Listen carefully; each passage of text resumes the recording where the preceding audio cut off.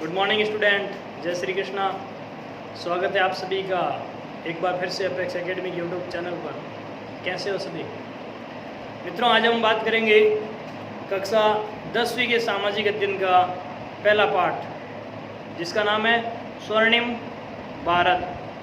भारतीय इतिहास का वह अध्याय, वह समय जब ऐतिहासिक दृष्टि से हम शिखर पर थे। ऐसा भारत जो न तो पहले कभी था न कभी हुआ, उसके बारे में हम लोग चर्चा करने जा रहे हैं। तो टॉपिक आज हमारा स्वर्णिम भारत। अपनी नोटबुक साथ में रखेंगे और साथ में पढ़ने का प्रयास करेंगे। इसमें हम बात करेंगे स्वर्णिम भारत का जो शुरुआती इतिहास था, उसमें चर्चा करेंगे। एक शब्द आता है दीपांतर। दीपांतर दीपांतर का अर्थ है भारतीय भूगोल के वे स्थान जो समुद्र के पार थे, दूसरी जगह थे, बीच में पानी था, उसे हम क्या कहेंगे? दीपांतर। समुद्र पार के भारतीय क्षेत्र, उसके लिए कौन सा शब्द है मित्रों? दीपांतर भारत या दीपांतर कह सकते हैं। उदाहरण के लिए जो बृहत्तर भारत था, उसे संपूर्ण रूप से क्या कहोगे आप? दीपांतर, क्योंकि वो क्षेत्र भारत की मुख्य सीमा से काफी दूर थे, समुद्र पार थे।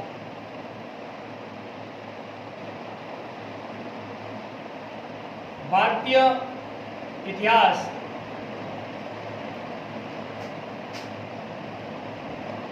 आदिकाल से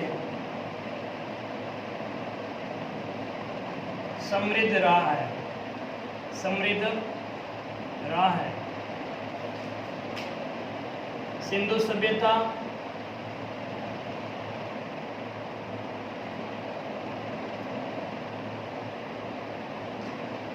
वैदिक सभ्यता, रामायण व महाभारत के समय भी स्वर्णिम रहा। हालांकि स्वर्णिम भारत की जो डेफिनेशन है उसमें क्या है? शुरुआत से, यानी जो महाजनपद कालीन भारत है वहां से 1200 तक है, लेकिन सिंधु सभ्यता, वैदिक सभ्यता, रामायण और महाभारत, यहाँ भी क्या था? भारतीय इतिहास था, वो स्वर्णिम था। सिंधु सभ्यता के बारे में आपने पिछली कक्षा में जाना होगा। वैदिक सभ्यता, रामायण, जिसमें दशरथ पुत्र राम के विजयों के बारे में और उनके जीवन के बारे में चर्चा की गई है। महाभारत में जो युद्ध हुआ था कुरुक्षेत्र का, जिसमें पांडवों और कौरवों के बीच में लड़ाइयाँ हुई थी, उसके बाद उस समय का भारत भी कैसा था? स्वर्णिम भारत था। इसके अलावा बृहत्तर भारत के समय हमारी संस्कृति का प्रचार दूर तक हुआ था। जो पूर्वी एशिया, दक्षिणी पूर्व, वहां तक भारत की संस्कृति फैली थी, जिसके लिए नाम आया है बृहत्तर भारत। यानी कि ये भी हमारे इतिहास का एक स्वर्णिम, एक गोल्डन टाइम था, जब भारतीय संस्कृति का प्रचार दूर दूर तक हुआ था। फटाफट नोट कर लेना इसको। दीपांतर, समुद्र पार का भारतीय क्षेत्र, जिसे दीपांतर कहते हैं। भारतीय इतिहास का आदिकाल है जो, और आधुनिक सब कुछ समृद्ध रहा था। सिंधु सभ्यता, वैदिक सभ्यता, रामायण और महाभारत के समय भी हमारा इतिहास स्वर्णिम था। बृहत्तर भारत के समय में भी हमारा इतिहास स्वर्णिम था। आगे बढ़ते हैं दोस्तों।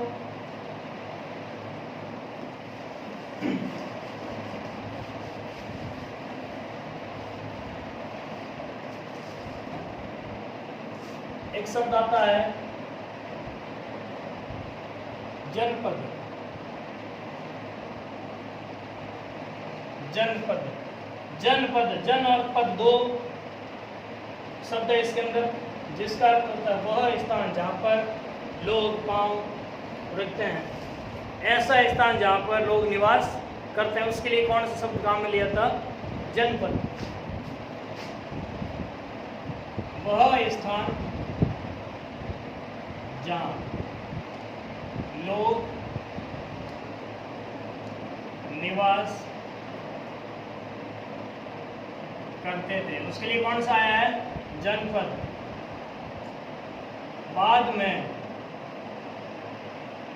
इसे राज्य से जोड़ा गया। बाद में इस शब्द का किसने निकाल दिया? राज्य। एज ए देश या ऐसा क्षेत्र जहां पर किसी का शासन हो, उसके लिए भी बाद में कौन सा शब्द काम में लिया था?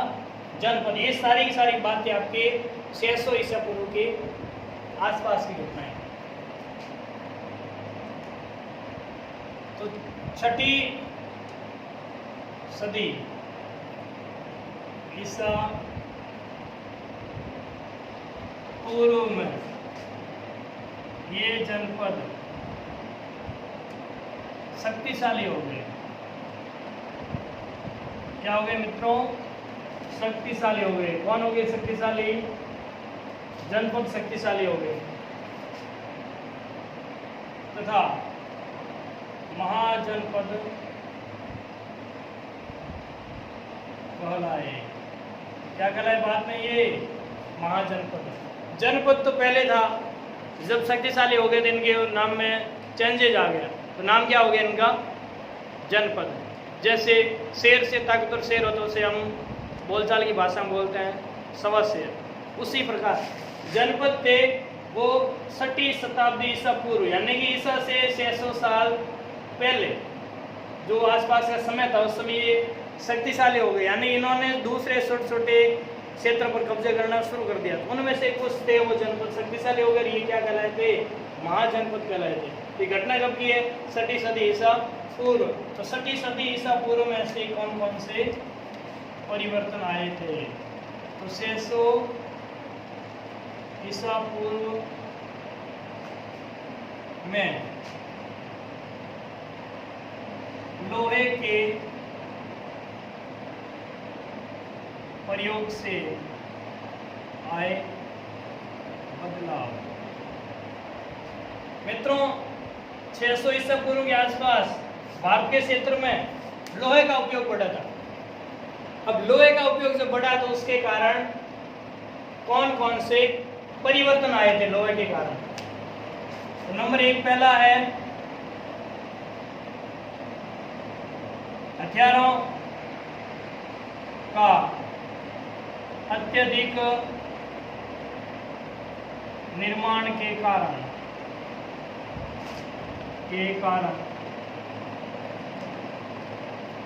जनपद शक्तिशाली होकर महाजनपद बने।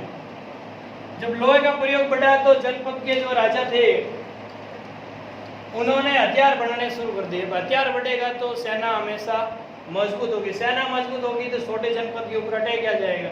तो धीरे धीरे उन्होंने अपना क्षेत्रफल बढ़ाया, तो ये क्या कहना लगे थे? महाजनपद। सीधे क्वेश्चन आ जाए आपके सामने, महाजनपद कब बने थे? उत्तर क्या होगा? 600 ईसा पूर्व। दूसरा जो परिवर्तन हुआ था वो हुआ था आपके कृषि क्षेत्र में। औजारों के विकास के कारण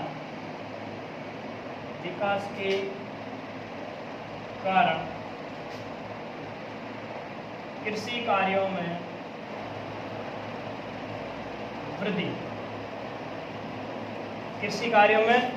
वृद्धि। अब औजार क्यों बढ़े? क्योंकि प्रयोग किसका हो रहा है? लोहे का। इससे पहले लोहे का ज़्यादा प्रयोग नहीं होता था, तो कृषि औजार भी सीमित थे, जिसके कारण बहुत कम खेती की जाती थी। तो औजारों का प्रयोग बढ़ा है तो किसका विकास अधिक होगा? कृषि कार्यों का। अब कृषि बढ़ेगी तो जनसंख्या बढ़ेगी तो बाजार बढ़ेंगे, नगर भी बढ़ेंगे। कुल मिलाकर के सबके पीछे कारण कौन था? लोहा।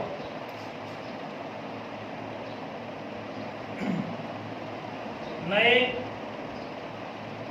नगरों का विकास, किसका विकास हुआ था मित्रों? नए नगरों का। तो इस प्रकार के परिवर्तन होते 600 ईसा पूर्व के आसपास। क्यों हुए थे? क्योंकि 600 ईसा पूर्व के आसपास का जो समय था, भारतीय उपमहाद्वीप के अंदर लोहे का प्रयोग बढ़ रहा था, उसके कारण जनपद के राजाओं ने हथियार बनाए और शक्तिशाली हो गए। वे क्या कहलाए बाद में? महाजनपद। औजारों का प्रयोग अधिक हुआ तो खेती के कार्यों में वृद्धि की गई, अधिक कृषि की गई थी। अधिक कृषि हुई तो जनसंख्या बढ़ी तो गांव क्या बन गए थे? नगर। तो नए नगरों का प्रादुर्भाव भी कब हुआ था? 600 ईसा पूर्व के आसपास। ये थे इस समय के कुछ परिवर्तन। इससे आगे हम पढ़ेंगे महाजनपदों के बारे में।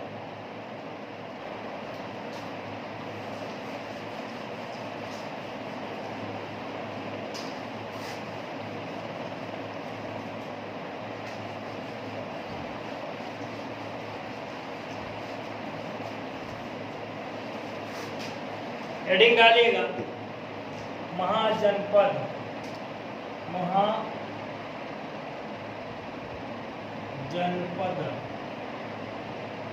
ये थे आपके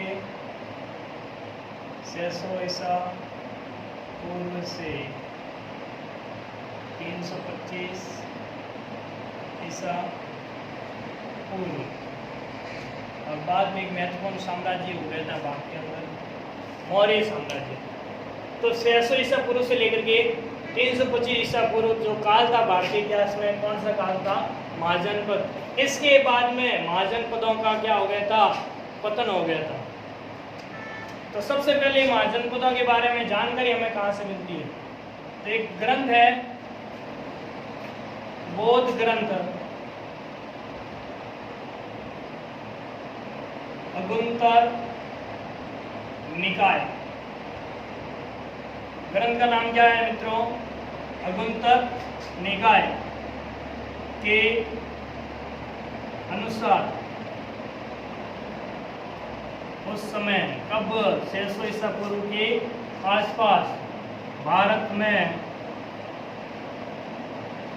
16 महाजनपद थे। कितने महाजनपद थे उस समय? 16। तो सर्वप्रथम जानकारी हमें कौन देता है? बौद्ध ग्रंथ अगुंतर निकाय। सीधा क्वेश्चन आ जाए, 16 महाजनपदों के बारे में सबसे पहले जानकारी किसने दी थी? अगुंतर निकाय। अगुंतर निकाय क्या है? किताब का या पुस्तक का नाम है। कौन से?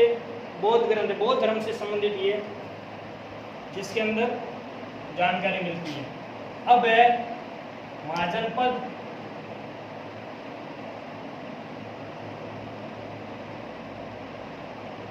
महाजनपद का नाम मित्रों 16 महाजनपद है, तो नाम याद रखने में परेशानी होगी। उसके लिए सीधा रास्ता अपनाया हुआ है आपके अल्फाबेट, हिंदी जो वर्णमाला उसके अनुसार हम महाजनपदों को पढ़ेंगे ताकि पढ़ने में आसानी हो सके।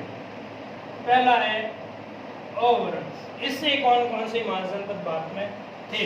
इससे संबंधित यानी कि जिनका जो नाम है अ से शुरू होता है। तो सबसे पहला आता है, एक नंबर 1 पर है अंग। कौन सा महाजनपद है? अंग। नंबर 2 आता है अस्मक। और नंबर 3 है अवंती। 3 महाजनपद अ से शुरू हो रहे हैं, अंग, अस्मक और अवंती। इस हिसाब से पढ़ोगे आसानी होगी। फिर दूसरा आता है वो है आपका क। क से शुरू होने वाले महाजनपद कौन कौन से? तो नंबर 4 की अगर बात करेंगे, जो क से शुरू होता है वो है आपका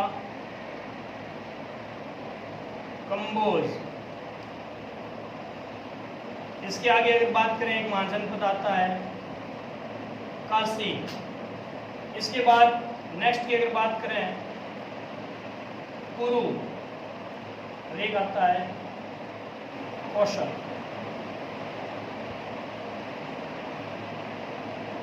कौशल तो 4, ये कुल 7 हो गए हमारे। 3 है अ के और 4 है क के। तो कौन कौन से हैं क के? नंबर 1 कंबोज, 2 काशी, 3 कुरु और 4 है कौशल। इसके आगे की अगर बात करें एक वर्ण आता है ग। ग से शुरू होने वाले कौन कौन से है? एक ही नाम आएगा, 8वां है गांधार। कौन सा है मित्रों? गांधार। इसके बाद आता है च। इससे संबंधित जो महाजनपद था वो था आपका चेदी। कौन सा था? चेदी। तो 9 हो गए। अ से अंग, अ से अस्मक, अ से अवंती, क से कंबोज, क से काशी, क से कुरु और क से कौशल, फिर ग से गांधार और च से चेदी। इसके बाद में नेक्स्ट जो आता है वो है प। किस वर्ण से कौन सा है? यहाँ पर अगर बात करेंगे नंबर 10 पे है पांचाल। कौन सा है मित्रों? पांचाल। फिर नेक्स्ट ईयर बात करें प के बाद में आते हैं आपके म। तो म पे कौन कौन से हैं? नंबर 11 मगध, नंबर 12 मल्ल और नंबर 13 मत्स्य। ये आपके म से शुरू हो रहे हैं, मगध, मल्ल और मत्स्य। इसके बाद अगर बात करें हिंदी का वर्ण आता है व, और व से 2 जनपद है आपके महाजनपद। 14 नंबर वजी और एक आता है वत्स। वजी और वत्स। और नेक्स्ट अंतिम रह गया वो है स से, और ये है सूरसेन। कौन सा है मित्रों? सूरसेन। ये थे 16 महाजनपद। 16 महाजनपद और इनकी राजधानियां अगर पूछी जाए, अंग की राजधानी चंपा। ये क्या है मित्रों? इनकी राजधानी, महाजनपदों की राजधानी। अंग की राजधानी कौन सी है? चंपा। अगर बात करें अस्मक की तो राजधानी नाम आता है पोतन। अवंती की राजधानी उज्जैनी और दूसरी है महिष्मती। उज्जैनी और महिष्मती। बात करें कंबोज की, इसकी राजधानी का नाम आता है राजापुर। काशी, जिसका वर्तमान की राजधानी की बात करें शहर है वाराणसी, पुराना नाम बनारस। कौन सा था? काशी। बात करें कुरु, जो कि पांडवों का और कौरवों का स्थान था, इसकी राजधानी थी इंद्रप्रस्थ। और ये क्षेत्र था हरियाणा के आसपास का।